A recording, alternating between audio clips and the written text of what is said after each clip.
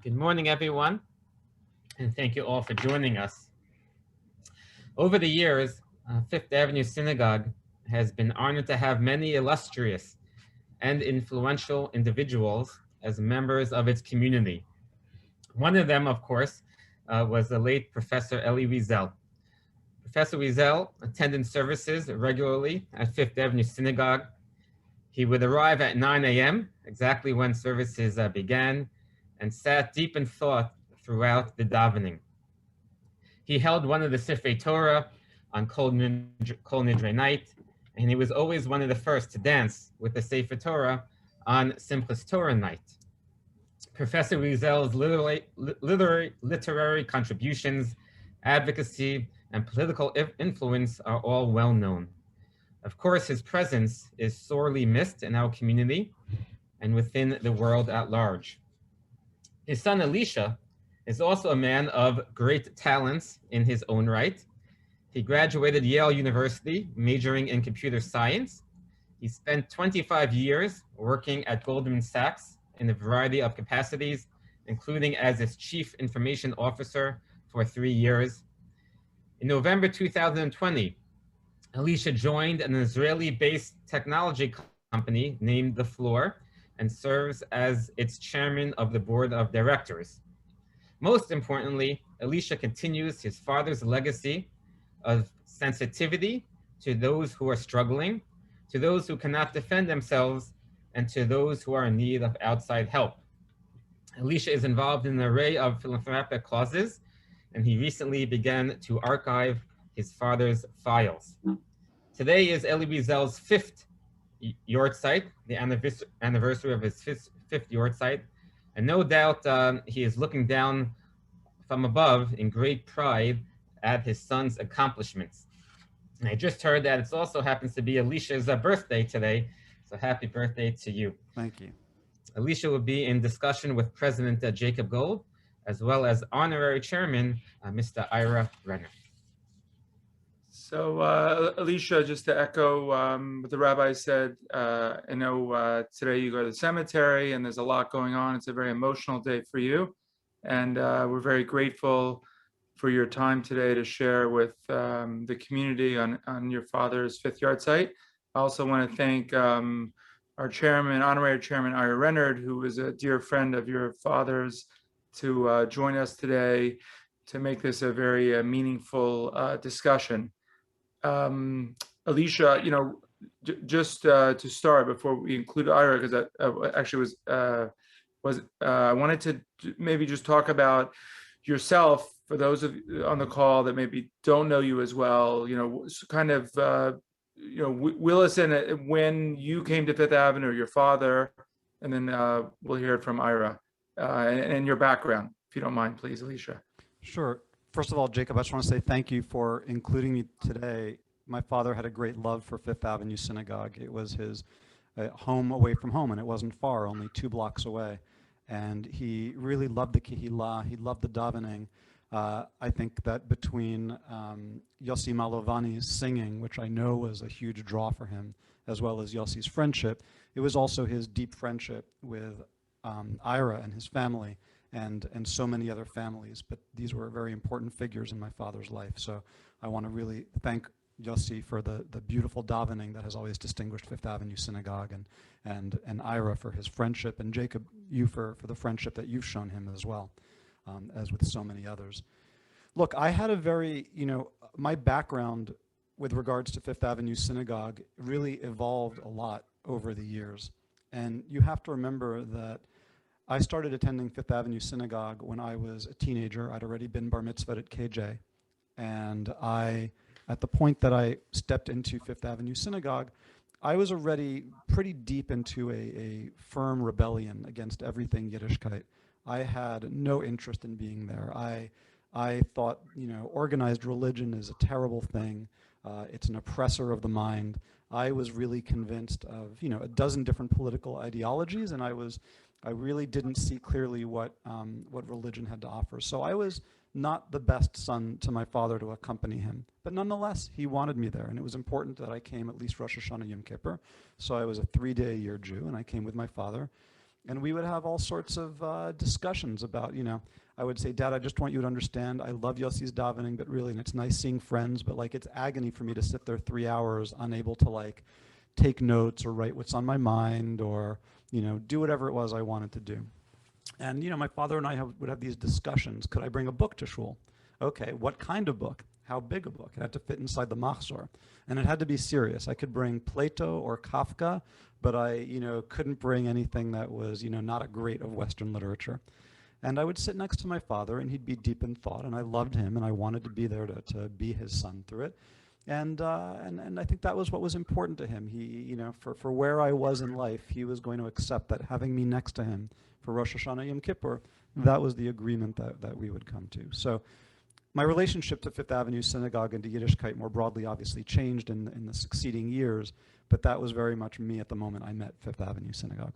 So Elisha, before Ira tells us, when he met Elie and his relationship with Elie at Fifth Avenue, I met you, we got close during the Shiva, and there was sort of a transformation. So, we're an Orthodox synagogue and we're always looking for growth. So if you're comfortable, if you can maybe share your past and sort of what changed that got you a little more engaged, if you're comfortable sharing with the group, please. Sure, yeah, I'm happy to. Listen, I think when my father passed, I probably hadn't worn tefillin in decades. I think the last time I'd worn tefillin was maybe when I think my father had a surgery, maybe some 15 years before that or something, and I remember wearing tefillin for it because I saw that he was. And I was very, like I said, I was very distant from Judaism. My father made 2 asks of me in his lifetime. He really only made 2 asks. Okay, a couple, but the two big ones. Number one, he insisted that I marry Jewish. And he didn't care if it was someone who converted in, as long as it was kehalacha. He didn't care if they were Mizrahi or Ethiopian or Ashkenaz or Martian. He wanted me to marry Jewish because he felt that was the most important ask he could make of me, and that was everything for him. That was just everything.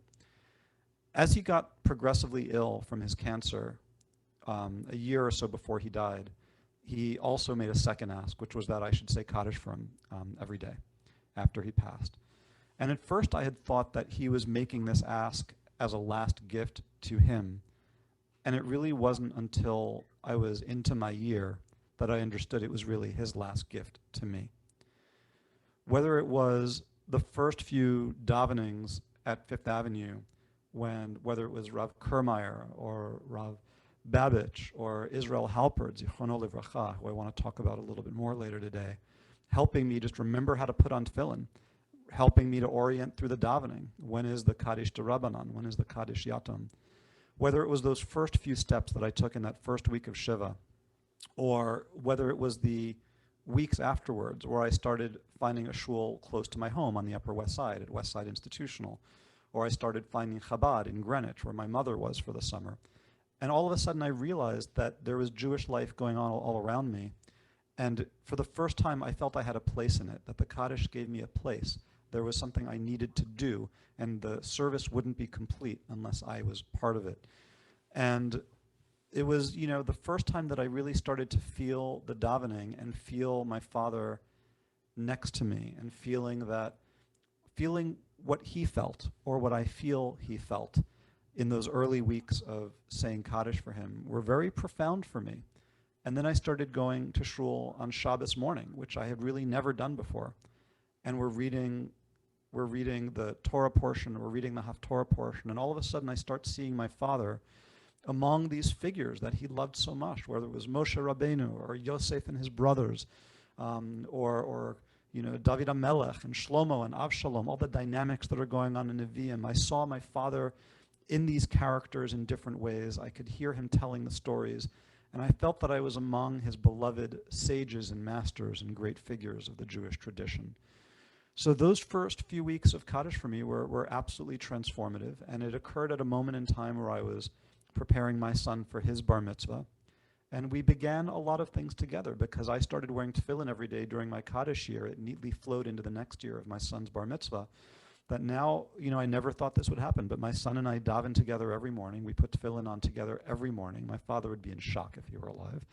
And And we still do. That started during my son's bar mitzvah year, and it's still something we do. My son does not go to a Jewish school, so I felt it was important that I daven with him every morning. So I've been on a real path, and I don't know that what I did earlier was wrong or that what I'm doing now is right. All I can tell you is that for any parents who have kids who are off the derech a little bit, I will tell you I'm at least one example of one can come back. Thanks so much for sharing that. But just to elaborate, I recall, you working at Goldman, you had a minyan every day. It wasn't just the mornings, you had a minyan for mincha. We made Kaddish 3 times a day at Goldman, which was great because it was so easy. It was very easy to put together there. And also recently you started learning Talmud, is that correct? I started, the timing, I retired from Goldman Sachs at the very end of December 2019. And just by great fortune, a new cycle of Daf Yomi started a week later in the first week of January, after the big siyum at the Meadowlands. And I had a friend, a Rav, who was like, all he had to do is he just said, maybe we should. And I said, yes, let's do it. And we were actually driving to it was the same day, the cycle started the day of the Anti-Semitism march across the Brooklyn Bridge. And we just started in. We pulled up the art scroll digitally. We took turns driving, and we made our way through that first daf. And all I can say is I was hooked. It's added so much to my life to spend. And look, there are some days where the daf is short and time is fast. I'll confess. I do a speed through at 15 minutes. There are days where there's full of agadita, or the halacha is particularly intricate, or there's a lot to talk about and think about or journal about, and then I'll take a good 45 minutes to an hour, and maybe even listen to one of the podcasts. But I will say that having Jewish learning in my life has deepened my ongoing relationship with my father, and has just been a tremendous add. I feel like I'm journeying through all these places and people that he was so close to. Oh, great. By the way, we have a daf. You can always call in the morning at 6:45 with Rabbi Fishelis, with David Feinstein son-in-law. So we started about a decade ago. Oh, that's terrific. To have you whenever you're available. At what speed does that go? We try to do a blot a day. We try to stick. No, but I bet it's like a 45-minute shiur, hour, half hour. It's an hour. It's an hour. Okay. It's an hour. If you really want to do it, it's an hour. Mm-hmm. There's no shortcuts. But today was short. We had a short daf. So. Yeah. But Ira, if you're comfortable, can you talk a little bit about when you first met Elie and Fifth Avenue and Elie Wiesel? Sure, but first of all, to Elisha, Yom Haledet Sameach, happy birthday, many more in good health. Thank you, Ira. Thank you. I want to repeat something I said at the cemetery. That oh boy, I had. Your father, may rest in peace, is glowing in your spirituality, and the fact of Kibbutz Av. Our sages tell us your days will be lengthened, but in my interpretation is you will have overflowing abundance. In other words, what you're doing is so loved by God that He's going to answer your prayers. Oh, thank you. Amen. Amen. Thank you. So, bear with me, guys. So, when people have always asked me, because I loved Elie so much, we were involved in so many things together, I really couldn't even enumerate. People ask me, when did you first meet Elie? I said, don't laugh. It was on Mount Moriah. What are you talking about? With the Temple Mount? I said, before Sinai, our souls were there. Mm. Why were our souls were there? Because that's where Abraham was challenged, and also Yitzhak was challenged. And that I've always felt that just like Yitzhak Avinu was to be sanctified before Hashem, and was partially not of this world, I always thought Elie was the same. Elie was sort of sanctified to Hashem, going through the purgatory of hatefulness and inhumanity, and coming through there. I always felt Elie always had one foot with the divine and one foot with this world, not completely of this world, not completely yet of the Olam Haba. And he was so extraordinary in terms of doing things and sensitivity to people. And I had the, again, unquestionable love, devoted love and affection for him on an emotional, spiritual, and a personal basis. And perhaps I can share with you something, because there were so many vignettes of how magnificently spiritual and extraordinary Elie was. Some time ago, the German government had reestablished the Reichstag, the parliament building in Berlin, and they wanted Elie to address them. And Elie said, you know, how can I go to this place of horror, of murder, of deceit, what it's done to the Jewish people, to the world, to humanity? How could I go there? And, you know, Elie would think it through and said, okay, we're going to go. We're going to go there, and I'm going to make a shehecheyanu, but I'm not going to mention Hashem's name in this place of horror. So we go, and it's enormous, it's full to the rafters, as you could imagine. And the program begins, and you have a soulful klezmer player playing music. It sounded like 3,000 years of sorrow and yearning and memories, and the place was completely silent. And then, of course, Elie comes, and Elie, God bless him, you know, when we go to Yad Vashem, and we go there 2-3 times, and there's a picture of Elie in the camp, in the bunk, we always put a minyan together and say Kaddish for him. And because of his spirituality, we have overflowing people wanting to participate in the Kaddish. Here comes Elie, total silence, puts on a kippah, does the shehecheyanu, does not mention Hashem's name, takes the kippah off, puts it in his pocket, speaks magnificently. Obviously, he's not patronizing anybody. He's not doing anything. He's saying the facts as they were, but not antagonistically, with a softness and a sweetness, but with a strength of belief in Hashem, a strength in the belief in the Jewish people. And then the most amazing thing happens. He turns to the president. His name was Weizsäcker, right? Weizsäcker, the president. And he says to him, it is time.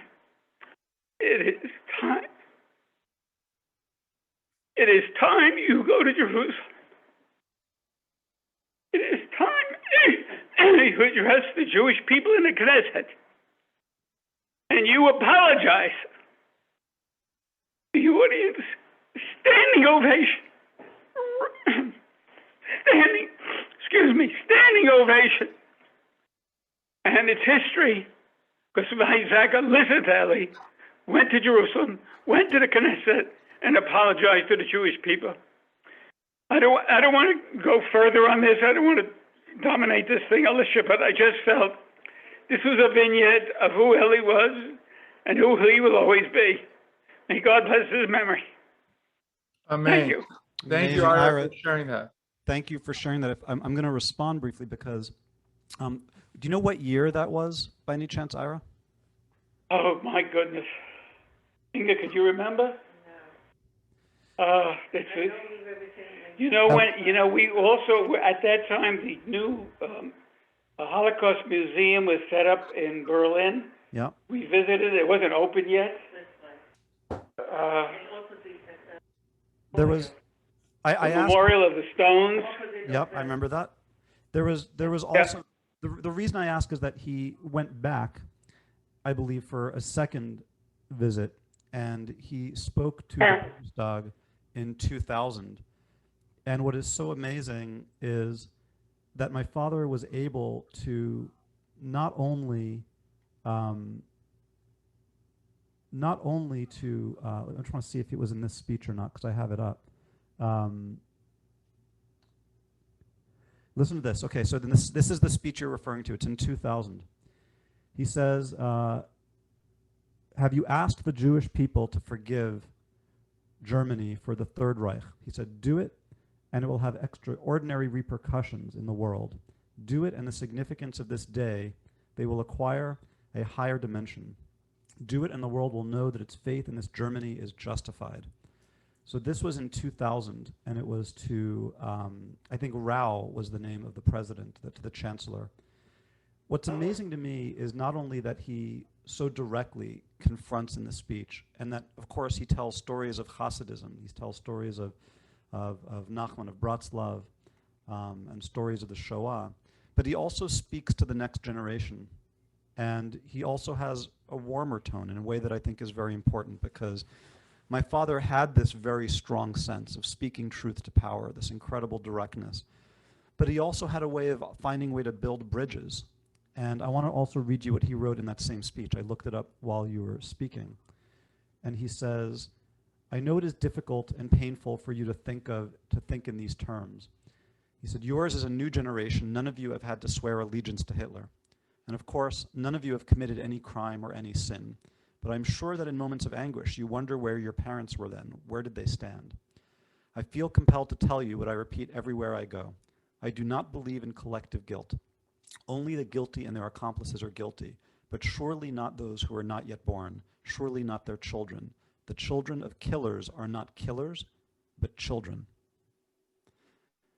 What a powerful phrase, offering a road forward at such a dark and terrible crossroads, and in the same hand that he can make a demand to also put forward a bridge. And I think that that's very much so much of who my father was. He, if you think about my father, he had this Torah shebichtav. He had his very strong writings, his strong political activism. But for those who had the bracha to know him, as you did so much, Ira, and he loved you dearly, you and Inga, your children, he had a way of putting shalom bayit in front of everything else, and that was his Torah shebe'al peh. Shalom bayit in his family, shalom bayit across his friends, and everywhere he went, his manner, his affectation, his willingness to listen and engage, that was also a part of who he was. So I love that speech to the German chancellor because it has both parts of it, and you can see so many of the elements of who my father was. Sorry, Jacob, we went on a long detour. No. This is exactly what we want to accomplish. But your dad also had an inner peace that was very unique. Elisha, he seemed very comfortable with himself, had a certain confidence. I don't know if maybe you or Ira want to talk about that. But for me, that was very unique to see someone that was so, sweet, sensitive to everyone. He would always lead the davening and the haftarah, and he was just so gracious. And I'm just speaking from a congregation perspective. Just an impeccable person. Listen, Jacob, a lot of people always, I often get the question, how did your father survive? Like, what did he do? And, my father would say, I wasn't stronger. I was just lucky in terms of just the raw survival of the Shoah. But I think the real appropriate question is, how did my father have the strength to continue? How did he have the strength to continue and have a family and continue to have a dialogue with God and spread the word of peace and reach out and speak up for justice and engage with the world? And that, I think, is where my father's unbelievable character comes through. And my answer to that is, I think people often want to judge my father or view him through the lens of the Shoah. But you have to remember, my father's experience in the camp was, from summer of 44 to the end to 45, April 45 of being liberated. So that was 1 year out of his life. What matters in terms of who my father was the 14, 15 years he spent before that, how he was raised, his parents, my grandparents, and the fact that they raised him in a loving home. They gave him every opportunity to learn. They supported him. They encouraged him. And what do you get when parents and a broader family all invest love and education into a young child? You get, what do you expect? A strong, self-confident child who believes in himself and has the strength to help others and do that. So I always think it's not it's not, you can't view my father and who he was because of the Shoah. You have to think about what came before. He was raised as a young Sigurd yeshiva bacher with a tremendous amount of love for his parents. And I think everything that he was and that he accomplished is obviously due to his own successes, but the credit has to go to his parents, my grandparents. Thanks. You know, Elisha, I recall, Friday nights, Shabbos in New York together, and sometimes Arik and his wife Lily would come. Lily's father was a cantor, a visionistic cantor, and your father's Niggins, they used to have a duet together. It was a blessing. It was really a concert on a Friday night because his sweet voice, I mean, who could hear a better Orzarur Latzadik, from anybody but Elie? I mean, the sweetness of his voice, the soulness of his voice was overwhelming and nourishing spiritually. That's beautiful. And by the way, I'm very fortunate to have such good friends in my father's students who continue to do his work and represent him and study him. And one of them is my dear friend Abraham Rosen, who is on this call, and he's so always on time. And he popped me a quick note just to let me know that the speech that you were referring to, Ira, was likely in 1987, and the speech that I was quoting was from 2000. So always good to have history reflected correctly. Thank him. So Elisha, you were saying, I think, you're attributing to your grandparents for raising your dad. He was very articulate, your dad, he's very educated, and he had a certain inner confidence. But, I'm asking you and Ira, what do you think, the Holocaust for him was, you said 44 and 45, right? He was a kid of the Holocaust, but yeah. He seems to have, in his lifetime, taken on to be the voice for the Holocaust and to speak for the victims. There were people that went through the Holocaust longer than your father and had, worse situations. What do you think, motivated him to really put so much effort and care and sensitivity and make that such an important mission in his life? By the way, Ira, if you want to answer any of these, please jump in. Elisha, I think, look, obviously, your father had the personal tragedies, of what happened to his family and his sister and his parents. But I think, again, Elie evolved into someone who was concerned about the Jewish nation, the eternity and continuity of the Jewish people.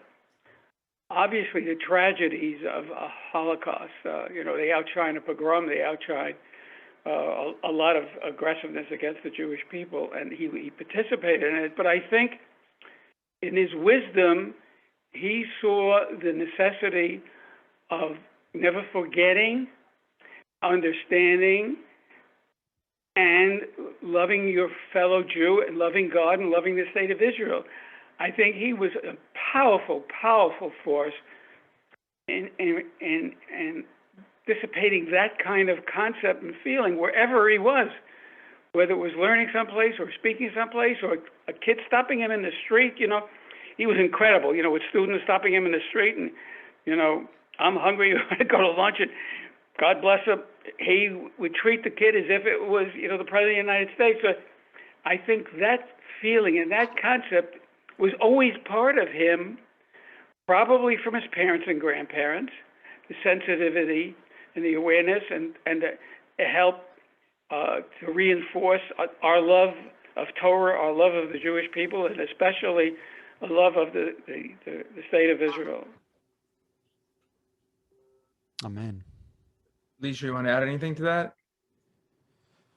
Look, my father told his story because I think it was inside him and needed to get out. The first version that he wrote, I think, was a matter of a few weeks. He just had to get it all out on paper. And it was really Francois Mauriac, the French philosopher and writer, who encouraged him to tell his story. And it's interesting, if you read Francois Mauriac's foreword to the original version of Night, it's interesting, Francois Mauriac sees it through a very Christian lens. So you have this Christian writer becoming convinced that my father has gone through an experience of suffering that resonates with Francois Mauriac's Christianity, and then urging and providing a platform and putting the impetus into my father to going and getting it published. And of course, when Night was first offered, you have to remember many publishers didn't want it. They thought nobody wanted to hear these depressing stories. And thank God Hill and Wang picked it up, and there was interest. And then I think many other survivors began telling their stories, you know, culminating in the creation of the Holocaust Council and then the Holocaust Museum. So, you know, my father had, in terms of his desire to go out, remember his activism really started, and I want to address this because Ira mentioned my father's activism. My father's activism really started with the Jews of Silence, when my father had gone to see the Russian refuseniks, our Soviet Jewish brothers and sisters, as one of the trips that had been organized for Jewish leaders in the States. And that, I think, that was the turning point for my father in terms of his activism, was Soviet Jewry, becoming convinced that we were responsible for what happened to Jews overseas. And I think that, you know, of all the things when I try to channel my father, and the good news is nobody should ask me, what would your father say? My father has earned one thing now, which is to be at peace. Now he can't be blamed for anything anymore. Nothing can be used against him. But I channel him, and I feel like we've lost sight of that a little bit as a Jewish people. So that's very much on my mind as we, you know, move forward into the next few years. What year was the Soviet, how old were you and what year was that, Elisha? Well, Jews of Silence, I think, was published in the late 60s. But the Soviet Jewry movement really built over the 70s and early 80s and culminated in, you know, Freedom Sunday, which was in the late 80s, where, you know, 250,000 Jews and our allies came and were very vocal in front of Reagan, you know, at the National Mall, insisting that we had to be heard and that whatever negotiations were happening with Gorbachev, they had to include freedom for Jewish dissidents. Great, thanks so much for sharing that. So let's talk about Israel. I'm sure Ira can tell us more, but your father was, you know, was very connected, very Zionistic. So Ira, do you want to take that, or Elisha to start? Let the younger man start. Okay. Look, I'll go first. My father loved Israel. There's no question about it. You know, he was there after, with the exception of 48, for every one of Israel's wars. My father would jump on a plane and go there because he felt that if Israel was attacked, he needed to be there. And of course, he was there as a journalist, but he was there as a Jew. That's why he was really there, to feel that if Israel was in danger, he wanted to be there in its moment of need. And whether it was 56 or 67 or 73 or Milchemet Shlomo Galil in 82, my father always went, even when scuds were dropping from, you know, from Saddam Hussein in the first Gulf War. And I will tell you that my father and mother, I think this must have been one of the things that united them so passionately, because my father and mother, and you have to, for a moment, we have to open a parenthesis and talk about my mother as a core part of my father and his accomplishments and his legacy, because whatever my father accomplished, I'll tell you, on the world stage, my mother was by his side, urging him on, supporting him, translating him, helping him with his speeches to find the right words, helping to explain to him, who did you need to talk to get something done? My father was a real thinker. He often didn't understand the practical world of how to get things done, and my mother did. So I just want to include a real testament to my mother as having been every much a part of his success as he was. But I think that of the things that drew them together, one of them must have been a shared love of Zionism. You know, my mother was smuggling things for the Irgun after the war in Europe, after World War II in Europe. When she and my father were jointly given an award by ADL, my mother insisted that it be the Jabotinsky Award. So my mother and father had a shared love of Zionism, and I will tell you that there wasn't a meal I can remember when something was going on in Israel that we weren't devoting hours of conversation to it at the dinner table. So Israel was absolutely a priority, and my father very much felt that he needed to be an advocate for Israel, not when it was easy, but when it was hard. He needed to be an advocate for Israel exactly at the moment where public opinion was turned against it. You know, and this is not the first time that we're experiencing right now, where so many people want to beat up on Israel for being the brutal enemy, for you know, all the terrible accusations, killing children needlessly. these are not new accusations. These accusations have been hurled against Israel for the longest time. And my father, exactly when public opinion was the most against it, that's when he would go and have a lunch with a US president, whether it was President Bush or President Obama. He had access on both sides of the aisle, and he would defend Israel, and he would remind them of the truth that, you know, we have been pushed all over the world. This is where half of our people live, and our enemies would like to see us pushed into the sea. And he would say, you can't let that happen. So my father was an incredibly proud Zionist in addition to being a proud Jew. And I think it's one of the most important pieces of his work that we all need to carry on. Ira? And, you know, the first thing that Elie would do when he came to Israel was go to the Kotel. He'd go to the wall, you know, he would say to me, I need a spiritual fortification. I say, no, what you're doing is you're strengthening the wall, but you're being there. Of course, he would chuckle about that. But another anecdote was, you know, the leadership in Israel really relied upon Elie for a lot of things, and I don't know how much the world really knows, but I'll give you one vignette. We were there for Tisha B'Av, and Arik calls, and he said to me, "Look, I'd like to meet with you and Elie." You know, of course, we'll meet with him. He was foreign minister then. Bibi was prime minister, and his big issue was to work out something on the Golan Heights. And I said to myself, here's this ferocious general. You know, he was a bulldozer. I mean, he was a no-nonsense. He had tremendous character and no nonsense. But he is looking for help from Elie. And what help is he looking for? Now, we spent the whole Tisha B'Av together. You know, in those days, I didn't have a house. I was at the King David. And, of course, if you knew Arik ate voraciously and drank a lot of liquid. He needed it. He was always dry. Now, we're there, and I keep saying, you know, we'll get you something, we'll get you something. He said to me, when you and Elie drink or eat, then I will too. He refused, and this was, you know, it's the summertime. It's until, you know, about 8 o'clock at night.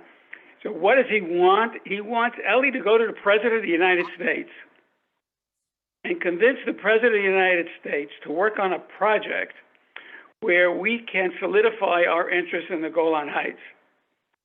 Now, Arik is not going to Bibi. He's not going to the president directly. Who is he going to? He's going to the most important Jew in the world who has the greatest influence and the greatest spirituality. He's going to Elie Wiesel. So that's the kind of relationship I've seen that Elie has had with all of the leaders in Israel, all of them. I want to add one more thing on the topic of Israel, and thank you for sharing that story, Ira, which is, you know, my father was a proud and passionate Zionist, and he always took Israel's side. And, you know, he faced a lot of criticism for it. Many people felt, how can you not have sympathy for the Palestinian people? But of course he did. He spoke about them in his Nobel Prize acceptance speech. The thing that I want to share is to round out the picture of how my father felt he could and should be a good Zionist. My father hosted a conference in Petra in the mid-2000s with the king of Jordan at the time, and still is the king, King Hussein. And what the two of them did together is they were able to sponsor a backroom conference at the time between Barak and Mahmoud Abbas. And if you think about how hard that must have been for my father, you know, Mahmoud Abbas wrote his dissertation on Holocaust denial, and my father could not stand Holocaust deniers. But my father held his nose, and if he felt that even though Israel is in the right, and even though Israel always needs security, the thought that Israel should at least all times always have an open door for peace and search for it, even if it proved fruitless, even if we never found a partner to negotiate with, my father, and it's very important that people on the political left know this, who want to judge my father, he also believed in extending that hand, and he did arrange for that conversation. Some people on the right might take issue with that and say, how dare he do that? Now I think less of Elie Wiesel. I hope that that's not the case. But my father always spoke publicly for Israel, but in private did what he could to try to open up dialogue and the room for peace, because he felt that was the right thing as well. So Ira, I remember at your home, Elie Wiesel got some award. It was a Hanukkah from the mayor in Israel. What was that honor at your home? Well, yeah, the mayor of Jerusalem gave Elie the key to the city. He gave him a lot of awards. Of course, you know, when we established the program, the Guardian of Zion, the Shalom Zion program, he ran an institute, Jerusalem Studies, to make sure that the Jewish people understood the significance. Oh, this is very, very interesting. We established this program so the Jewish people should understand the significance of Jerusalem to all the history of the Jewish people in the world. We were very, very concerned at the time, the Labor government, you know, Yitzhak Rabin, may he rest in peace, we were very friendly, but we were concerned that he would weaken and maybe compromise on Jerusalem. So we came up with this program, and of course, who is the first honorary and who's the first speaker? You know, Elie. And where do we hold it? We want to hold it, you know, in a very important place. And the whole government was coming, everybody was coming. And we hold it in the Citadel, you know, in the old city. Now, this is in, you know, it's around Shavuos time, 26 years ago. And as soon as Elie gets on the stage, there's lightning and thunder. It's like Hashem is saying, wake up and listen, you know, wake up. It was like, you know, a Hollywood production. It was incredible. And of course, as Elie does, you know, everybody falls in love with him, and he was incredible. But it was a very, very unique thing. And I would say that, you know, the things that we were able to do together, so fulfilling, incredible. And it was geared to the state of Israel, the strength in the state of Israel, whether it was, you know, synagogues or yeshivas or hospitals or hospices, or, you know, mikvot and Torah dedications and everything, you know, which he loved. He loved to dance with the Torah. It was just an incredible thing. He really was. All these things you got. Sorry. Yeah, go ahead. No, I was just going to say, all these things you got to do with him, Tisha B'Av, Simchas Torah, all these things that, you know, I realize now, of course, now that he's gone, I turn my back on. You know, now these are all events I take such deep meaning from as I do them with my friends and my son, and I'm very.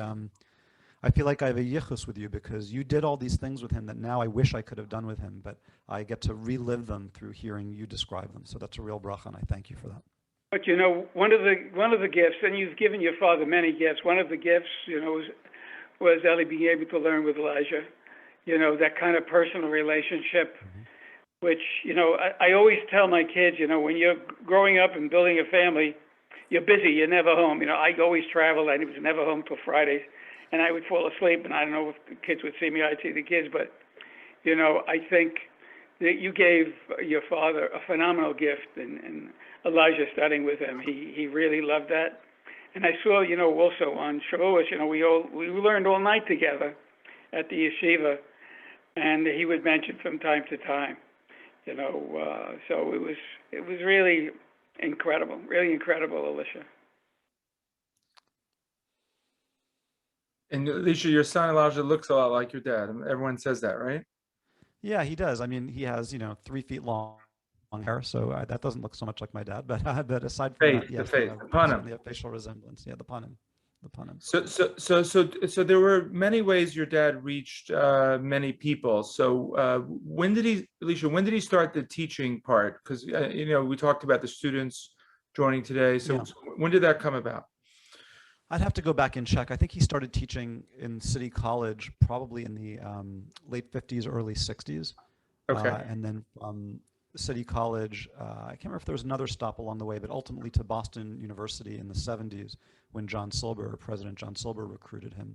And my father loved teaching. My father, you know, and what did he love teaching? He loved teaching the great Jewish texts, but he also loved teaching the great Western texts. And that was, if you were to look at my father's bookshelf, it really represents it. You have the great Western authors right next to the great Jewish text. And he loved taking students on very deep dives into specific topics using both.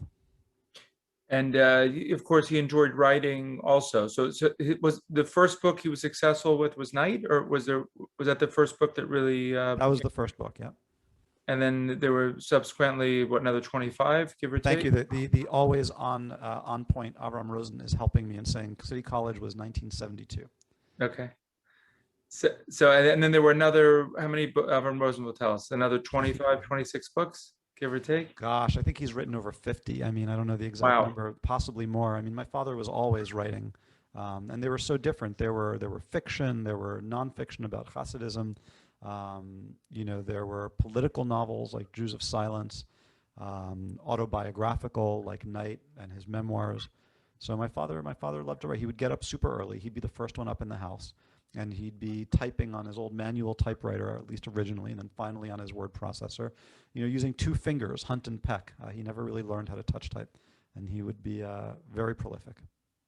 Right. So maybe Ira or you can elaborate, but I think your father's success, I mean, he did everything lishma. He had no agenda.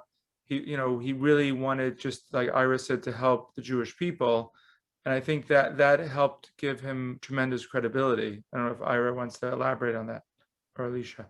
Whenever Elie saw a Jew that was uncomfortable or in need or whatever, and I recall one time he told a story.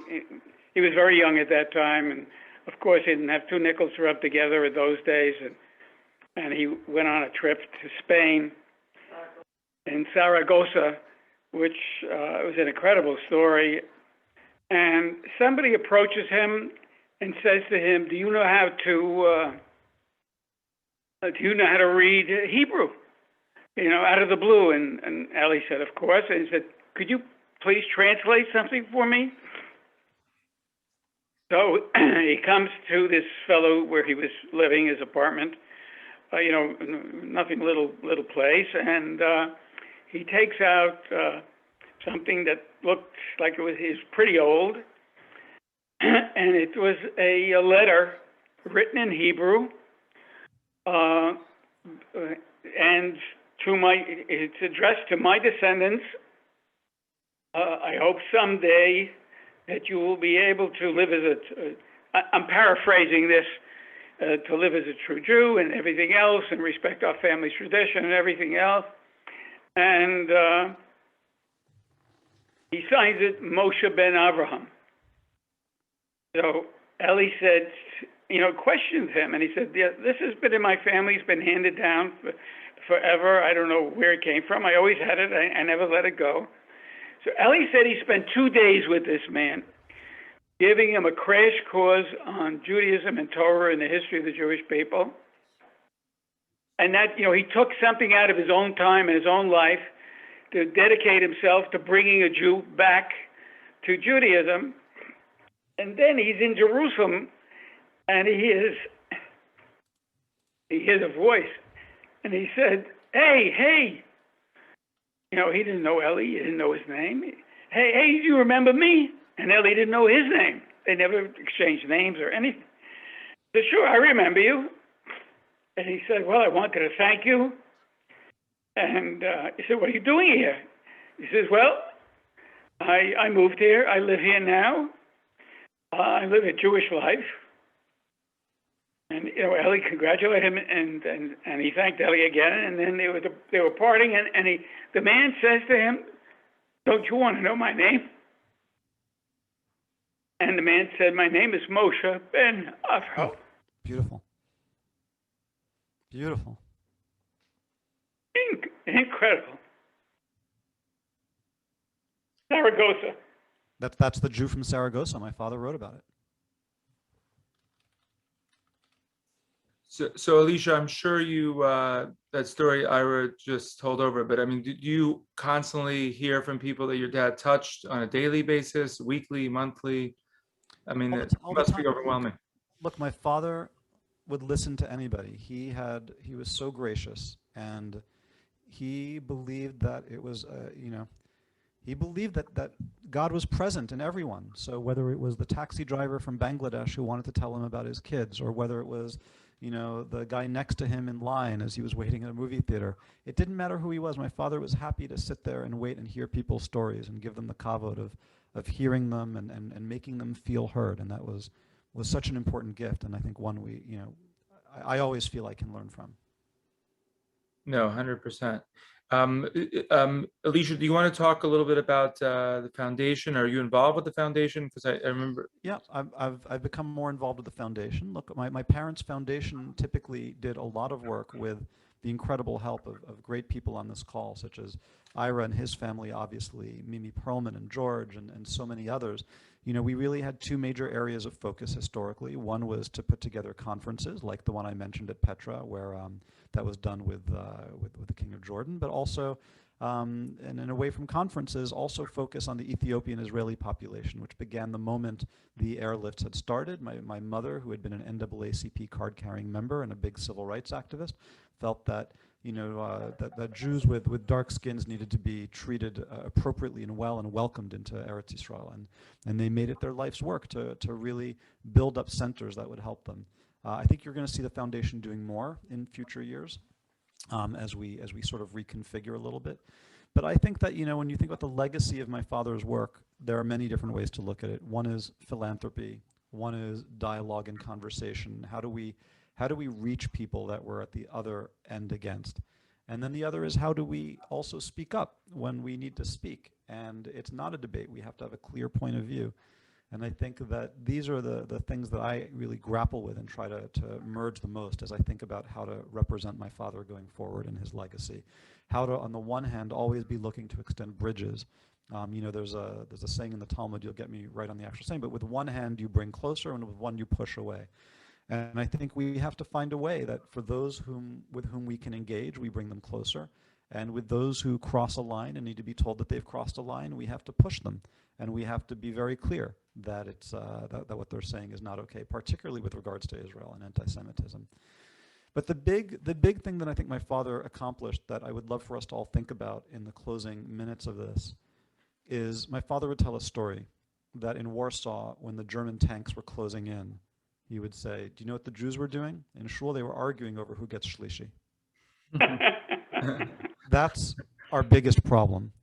We're also consumed with who's getting the platform, who's going to speak, and I disagree on this, I disagree on that. And meanwhile, like the Jewish people have enemies.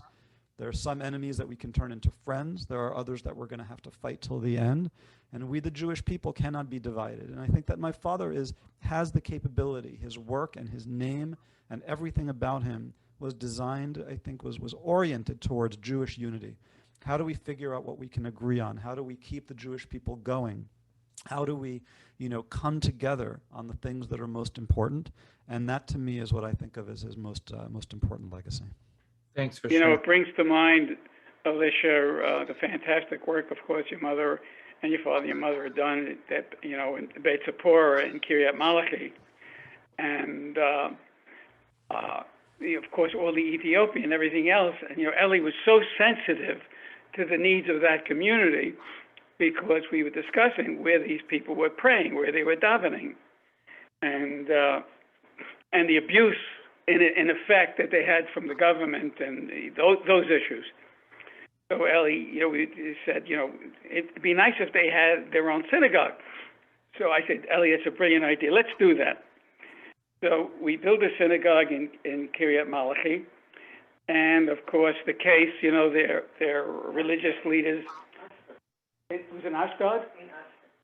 It was in Ashdod? I thought it was in Kiryat Malachi. Inga says it was in Ashdod. Inga's always right. So we have this dedication that we're everything else in the case of there, and they refuse to go into the synagogue. Elie says to me, let's find out why they refuse to go into the synagogue. They didn't trust the Israeli government to give them the key to the synagogue. I grabbed a hold of a guy and I said, do you want to survive this day? He said, yes. Key to the case right now. And then they all went into the synagogue. But Elie was so sensitive to these people to make sure they were taken care of. Thanks for sharing that. But Rabbi Babich, did you want to come back and because we're coming up? I know Elisha has to go. I need 1 minute. There's one thing I want to say at the very end, so please leave me at least a minute. Okay, you'll have. Of course. First, I want to thank you, Elisha, for sharing these remarkable stories. And I don't think we all understood about the global influence in terms of the high level efforts of your father to protect the state of Israel, defend the state of Israel. And it sounds like Ira, you were by his right-hand side the whole time. So we thank you for all your clandestine efforts that you're not going to read about on Wikipedia, or not going to read about in the newspapers. So you gave us a glimpse into a whole new area of Elie Wiesel's life, which is quite remarkable. I myself, have a great debt of gratitude to Elie. I witnessed his sensitivity, personally. And whenever you begin any type of new position, there's always apprehension that everything goes well and you're successful. I remember before I started thinking, Elie Wiesel is in the congregation over there. And I grew up in yeshiva. Elie Wiesel is one of the legends of the Jewish world. How in the world am I going to give a Dvar Torah with Elie Wiesel sitting right there? And we all know that he used to sit right by the rabbi's seat, all the way in the front. You could whisper to him and he would hear you.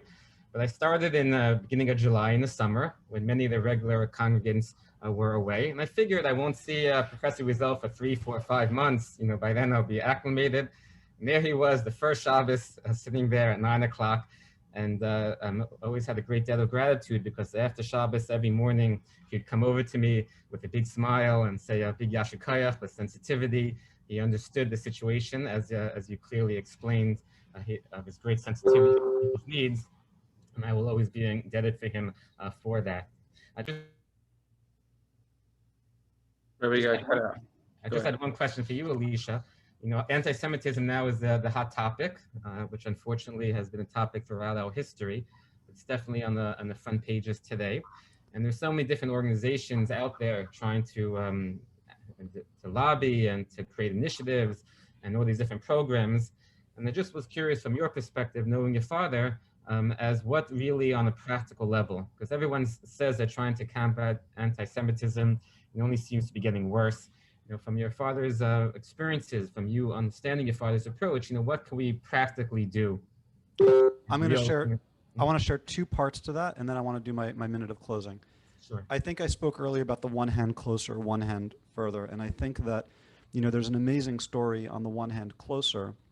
For those who haven't read about it, Eli Saslow wrote a book called Rising Out of Hatred, which is the story of Derek Black, who was the heir apparent to Stormfront, which is the KKK media operation in the South. And he went to college, and when it was discovered who he was, everybody ostracized him. Nobody would talk to him, except for this one Orthodox Jew on campus who invited him to Shabbos dinner. 1 year later, after Shabbos dinner, where they talked about everything, and they had so much in common that they didn't know, country music or Dungeons and Dragons or J.R.R. Tolkien, whatever it was, a year later it culminates with Derek Black repudiating his family, repudiating Stormfront, repudiating the KKK, and becoming an advocate for social justice. So that is the power of bringing someone close. On the other hand, I will tell you, I think that we as a Jewish community, we don't get angry enough when people say things that are absolutely ridiculous. How many times have you heard someone say, but like Israel, Gaza, like where's the proportionality? And I've tried the civil, the rational way of dialoguing with these people, but I just want to say that sometimes there comes a moment where we have to get angry, because anger is appropriate. And when somebody says that we're guilty in Israel of not being proportional, you know how to get proportionality? You turn off Iron Dome, and then what? You have thousands of Jews die? People who bring up that argument need to be treated with anger, because every other group that feels misrepresented or mistreated in some way, they don't hesitate to get angry, and their emotion is a barometer of how seriously they want you to take you. So I have begun in my conversations, I've begun showing true anger when I hear people say that, because maybe people will listen to it. I want to close not by talking about anti-Semitism, but about the incredible people at Fifth Avenue Synagogue, and particularly to say that for those who want to remember my father and recognize him, it is the custom to give tzedakah on one's yahrzeit. I would ask you all to consider giving tzedakah today to the family of Israel Halpert, who is someone that my father very, very much respected and took seriously, and would point that in his conversations with me as an example of what it means to be a good Jew, a proud Jew serving his community. So I know that Fifth Avenue Synagogue has set up a fund to make that possible. I'm sure you can reach out to Jacob or Rob Babich for details, but I would ask all of those of you who feel moved by remembering my father today to please consider giving tzedakah in my father's memory to the fund for Israel Halpert and his family. Jacob, I want to thank you so much for this incredible morning together. Rav Babich, for your words, and Ira, of course, for your dear and lifelong friendship with my father. He absolutely adored you and Inga, and it's been very moving for me to get to speak with you today in front of our Kehillah. Ira, did you want to say anything? Well, thank you very much, Elisha. Again, your father, I'm sure, is proud of you, and you're outstanding, and you've grown so phenomenally. And just blessings of good health and long life and leadership, and your kind words. Thank you very much. Thank you. And to you and Inga, again, brachot to you. So, Elisha, I really want to thank you for, this is a special day to share with us your valuable time before you go to the cemetery. I want to thank Ira, who is Elie's close friend, for everything he does for the synagogue, and the rabbi. And it was really a wonderful program. Hopefully we can do this yearly, Elisha, now that we got you on the 5th yahrzeit. But thank you so much. And your father's neshama should have an aliyah. Amen. And Amen. you should continue in all the great work you're doing. Thank you. Amen. Amen. And your mom should stay healthy and well. Thank you. Amen. Amen. Okay. Amen. Be well, everyone. Have a great day. Okay. Thank you. Thanks. Bye-bye.